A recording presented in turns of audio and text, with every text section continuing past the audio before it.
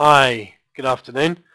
My name is Alan from Market Dojo, and we're going to show you how to set up an event.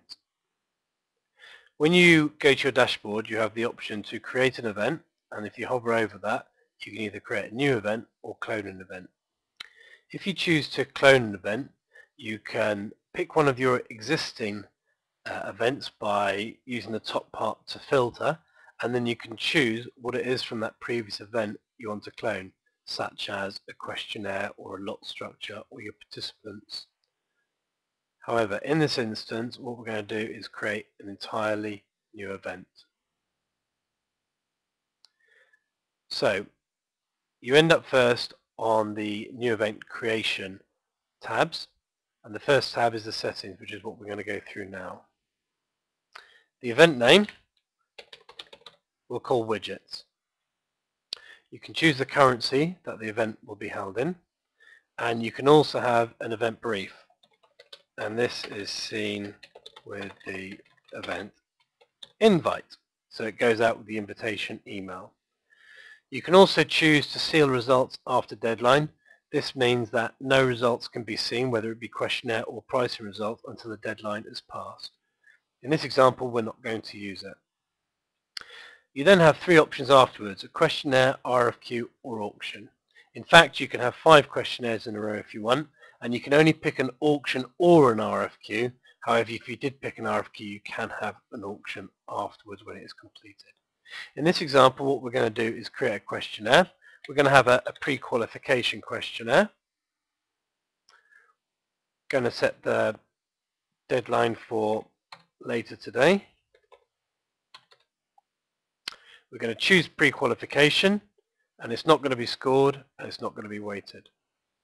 The next questionnaire we're going to choose is going to be a request for information, and the deadline for this has to be after the PQQ. We are going to have it scored, and we're going to are going to have it weighted by section and question. This will be explained later when we set up the questionnaire. You can continue to have more questionnaires if you like.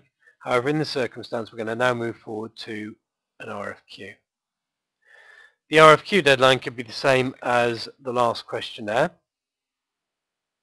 The bid direction can be forward or reverse. In this case, reverse, because we're buying something. We are also, in this circumstance, going to choose weighting.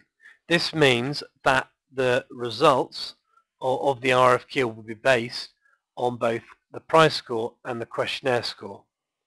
And we're going to choose a weighting of 50-50. It's going to use the RFI because that's the only questionnaire that is scored. We can choose to go to an auction afterwards. We also have 2 methods for calculating the price score. You can either have percentage of leading bid or pro rata. Percentage of leading bid is literally percentage of the leading bid. So for example, if you have a leading bid of 100 and the second place bid of 110, that's 10% over the leading bid, and so they'll get a score of 90%. With pro rata, you have the percentage difference between qualification price and the lead bid. So if you have a qualification price of 100 and a lead bid of 50 and the second place bid of 75, the second place bid will get a score of 50%. Finally, you have tied bid options.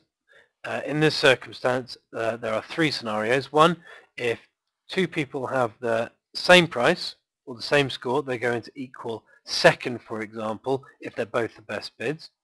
You could have the equal best position, where both suppliers will go in first position, or you could have the bids separated by timestamp. So that is how to set up a complex event. Thank you for listening.